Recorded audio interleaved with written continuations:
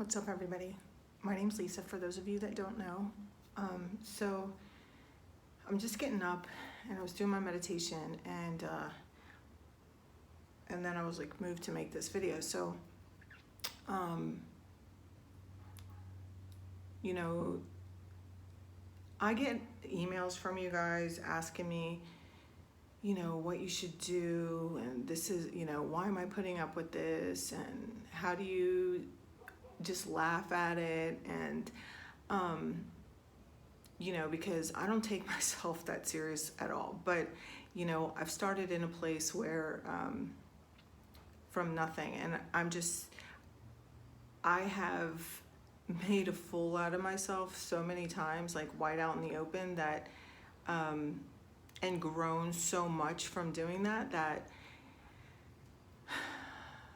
it's just like, okay, when I do something or when something breaks my heart or whatever, it's just like I might cry and stomp my feet and spit, whatever I got to do for a while, feel sorry for myself. But, what I've learned over the years, because it's taken me years, I would say that I first began to really, truly look at myself honestly when I stopped drinking and using drugs. And that was like, I'm coming up on 19 years of sobriety, so that was like a long friggin' time ago. And it seemed, but, and I met this woman, and she said to me, are you willing to forget everything that you've ever been taught up until this point so that we can retrain your brain into thinking a new way? And at the time, I just agreed. I didn't have any idea what she was talking about, but, I'm very grateful that she came into my life, because up until that point, I came from a place where I was always pretending, and I felt that that was what I had to do. I wasn't ever willing to be vulnerable, and I was extremely private, which is hilarious that I'm on social media now, like talking so freely about my life, but I'm a firm believer that any kind of trial that anyone experiences, we experience it to move through it and heal through it, so that we can show other people how to move through it and heal through it. So anyway, I came from this place where it's like, never let them see you sweat. It's like mind over matter. You could do anything if you set your mind to it. And people will kick you when you're down, and don't let people see you cry, and just not being vulnerable, all right? And I was very guarded always. It's taken me years, and if you've ever read my, in my description box on my YouTube channel, I've shared how part of the reason why I want to start this channel, and, for me, once I was awakened spiritually on a deeper level, because I've had many awakenings, since I stopped drinking and drugging. And then it came through the Twin Flame journey. That's how I began being awakened. Well, actually, I met someone first that triggered my awakening, and I didn't really understand what was going on in my life. And then I came across the Twin Flame journey on YouTube, through a YouTube video, and then I found out what the heck was going on with me. I was having a spiritual awakening. So I've continued to look very deeply at myself. I mean, it's not easy. It hasn't been comfortable. I've gotten to a place now where of acceptance, that I'm not perfect, and I'm never going to be perfect, and I've known that for quite a while. But today I can laugh at myself, and that's because I've healed from a lot of my wounds, not all of them, but a lot of them. And I don't have to wear a mask anymore. and how I really truly started to get to that place where I didn't have to wear a mask or show up, with my armor, was I started listening to my heart. And for me, listening to my heart, I used to always, I'd be like, get really passionate about something, and it's like, this is what I have to do. And it would just cause a lot of conflict in my life because I was surrounded by people that didn't really back me up in my dreams. And so I would allow other people's thoughts and opinions on what I wanted to do stop me from doing what I wanted to do. Today I don't live like that at all. And there is such a huge freedom in that.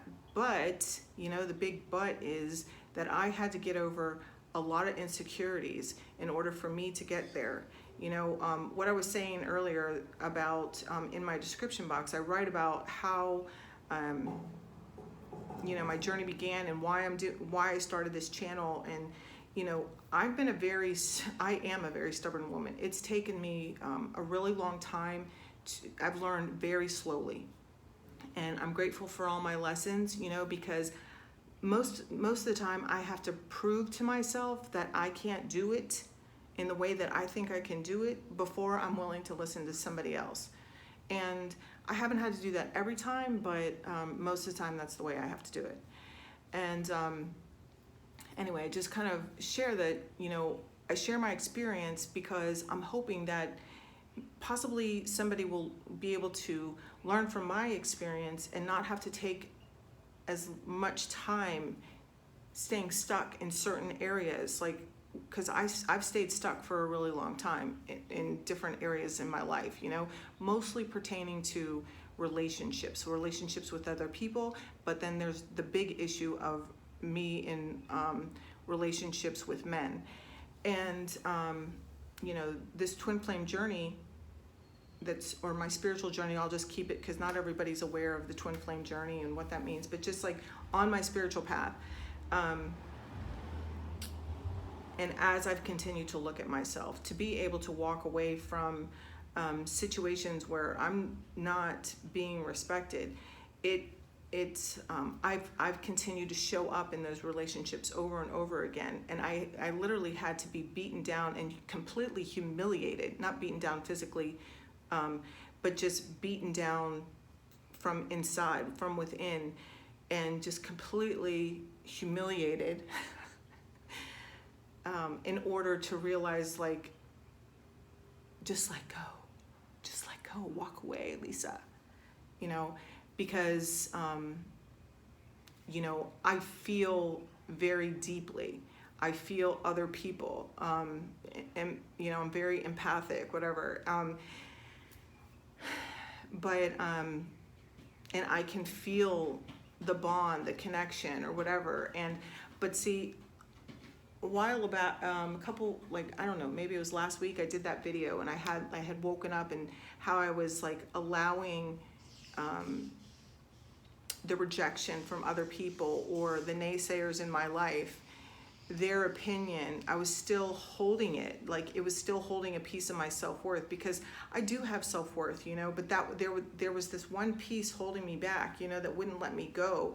And that was it. I saw that I needed to separate myself from other people's opinions, because I was thinking that their opinion of me meant there was something inside me that wasn't worthy, that just wasn't good enough. But really, it's just a reflection, their opinion and what they would say to me or how they treated me, whatever, is really a reflection of where that person's at, okay? How I'm responding to that person is my responsibility. And so, because a lot of times, I just pick myself up and I just, whatever, okay, all right, I see what I need to learn and blah, blah, blah, and I'll move on. I am a fighter. I continue to get up. I won't let anybody ever keep me down. It's just what's instilled in me. I am an Aries, I am, so, but, here recently, on YouTube, I do twin flame readings, and I read for very deep soul connections. And there's this element of waiting, anticipation going on amongst the collective here within these connections.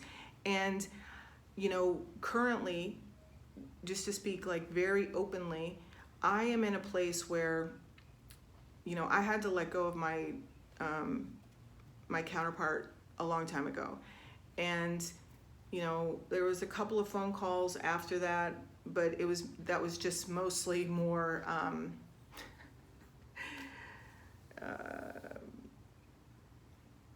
humiliation or something. I don't know. It was just like I needed to really know, just to solidify I was doing the right thing. And, I got to this place where this is where I am. I'm at a place where I completely trust that what's meant for me will never miss me.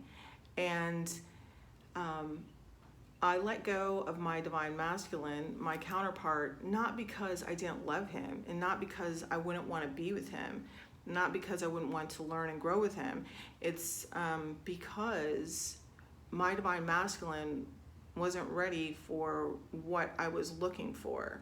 So my divine masculine has more growing to do, more awakening to go. So it's like I had to let him go. And I can't even, for every other woman that comes into his life or that has been in his life, like they're all teachers for him to grow and heal. And because, a lot of these deep soulmate connections, part of the experience is coming together and being apart, coming together and being apart. And it's during that time apart that we're to be growing and healing. And so when you come back together and you find that your counterpart hasn't grown or healed and you're up here and your counterpart's down here still doing the same old thing, it's like you don't really have a choice. I didn't really have a choice. I mean, I guess I could have had a choice, but I'm not going backwards, and I love my divine masculine, but I also love myself, and no matter what, I come first, my well-being, my peace of mind, because if my mind isn't right, I have nothing to give or offer anybody else. And that's always my main priority, is to find my peace of mind. So, it's taken me a lot of, and if you get a personal reading with me, if we do the love reading, you'll find out about what's going on with your divine masculine, or your counterpart, because I read for both divine masculine and divine feminine, but you'll find out about your counterpart. But most of the messages that I receive are messages on how you can move forward and grow, and what you need to do to set yourself up for what's coming, or, to help you